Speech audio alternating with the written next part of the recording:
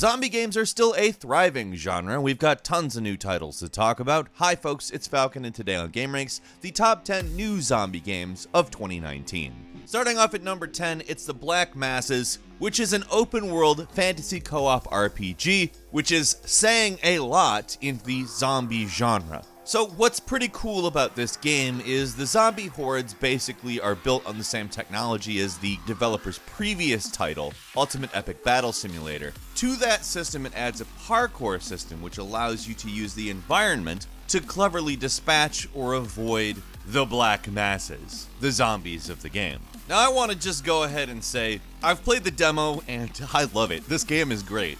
It is releasing soon, although it doesn't have a strict date. It says fall. It's a game that's, I think, really got a lot of potential. And in some cases, it even kind of feels like a physics puzzle game, despite the fact that that's really not what it is. But it just gives you so much to do in the context of a zombie horde game. I love it.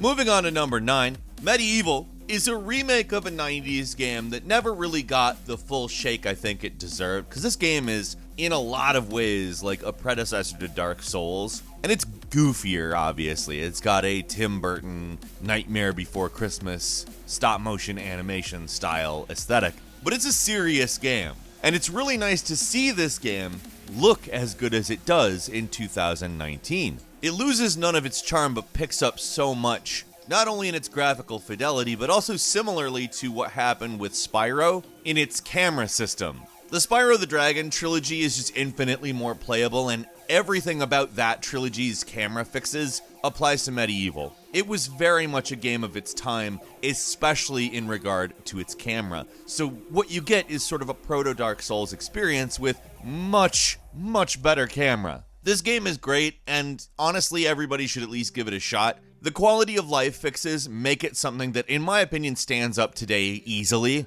and it's perhaps one of the finest zombie killing experiences from the 1990s. And at number 8, Plants vs. Zombies Battle for Neighborville, which of course is not like some sort of absolute shock as to what it is. It's Plants vs. Zombies. If you've played it before, it's a co-op or competitive multiplayer game. There is also single player. It is still online, but multiplayer is when it is at its most fun, in my opinion. As far as Plants vs. Zombies goes, this version of it has got a good PvE zone. You can pick up a lot of loot there. It actually makes the game pretty interesting. If that's all you're looking for, this probably isn't the best game for you, though. It's just nice that it's there. Really, what you're coming for is the Plants vs. Zombies combat, which, as far as team-based shooters go, it's top tier. Somehow this game has managed to be like one of the better of this genre. And of course, zombies are in the title, so how could we not mention it?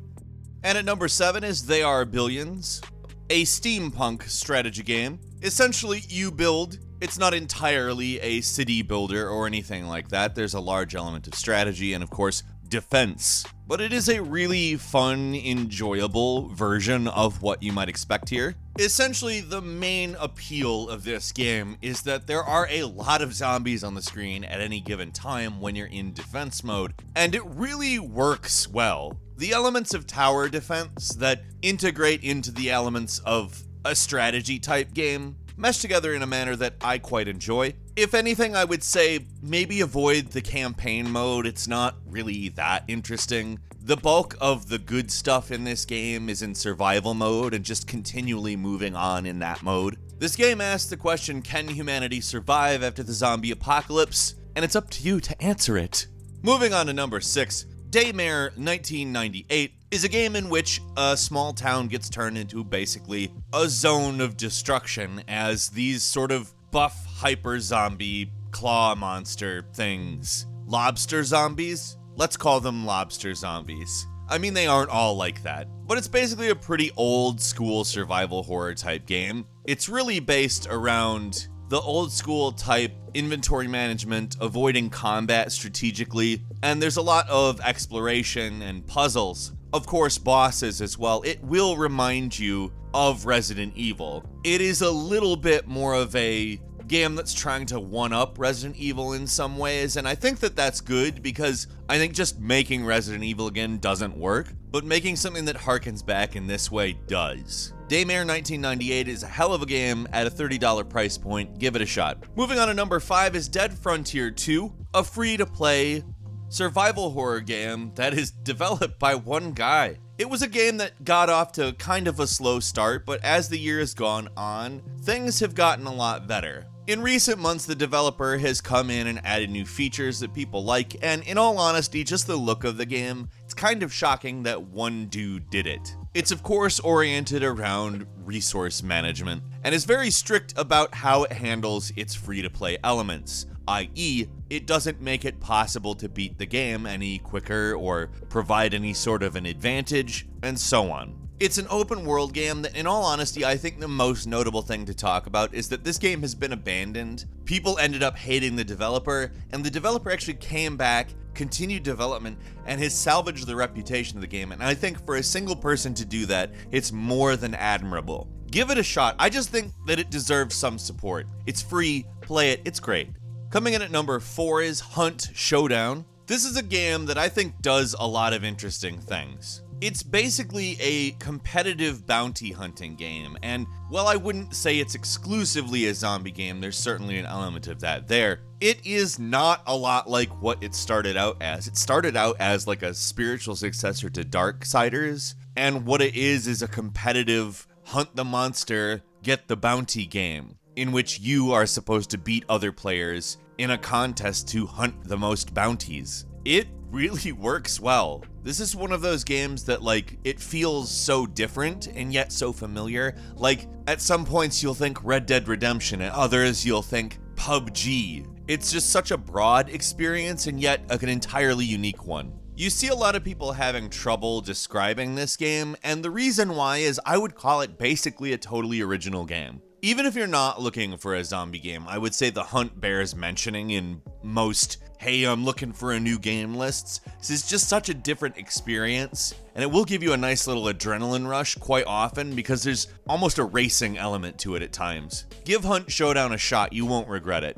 Moving on to number 3, World War Z is kind of a chaotic, interesting level-based horde zombie shooter that kind of plays like Left 4 Dead and kind of plays like Days Gone. It's basically a large collection of experiences in which you have to plow through a kind of arcadey but also kind of overwhelmingly large amount of zombies. And I have to say, I really love a lot of these various ideas that are on display here, like the piling of zombies, of course, from the movie, but also the environments. Malls are, of course, a classic zombie staple, but it really works well in this game. And it's one of those games that you could describe by referencing other games. In fact, I did when I said World War Z and Days Gone. But I would say it's a little bit more than the sum of its parts, or at least a little different. Number 2 is Days Gone, a large open world, story-driven zombie horde defense / kind of action RPG, and also motorcycle repair simulator. And I say that because that's really what you're going to want to focus on. You need that motorcycle. You get one of them. If you leave it somewhere, it's staying there. If you break it, you gotta fix it because you aren't getting another one. And that's the most important thing. Well, maybe not the most important thing. The action in this game is actually really fun. I enjoy the horde mechanics that they've developed for it. And it manages to actually be very different from World War Z, which is something I was kind of worried about. It provides a kind of less event-oriented horde, instead feeling a lot more along the lines of a fluid experience. Both of these things, of course, have their charms. I think I want to lean on Days Gone as the one I probably personally like better, and I think it's going to be a game that gets sequels, and I think the sequels will probably be better. Still, I think that it's a great game, and I think it deserves a high place on most zombie game lists. Again, a sum of many different influences, and really an enjoyable one. And finally, number 1, the Resident Evil 2 remake. To call it just a remake, I think, is an understatement because this game is an overhaul. It is a streamlining. It is an indulgence of all of the best things that were Resident Evil 2. And man, does it ever hit hard. It is a beautiful game. It is a celebration of all things Resident Evil as far as I'm concerned. and I absolutely love it. I think that it's just phenomenal. I don't know what really to say about this game other than if you haven't played the Resident Evil 2 remake, you need to. If you're even vaguely interested in zombie games, it's the one to beat, as far as I am concerned, in 2019. It came out early in the year, and it's absolutely just held the crown this whole year. It's incredible, and I can't recommend it enough.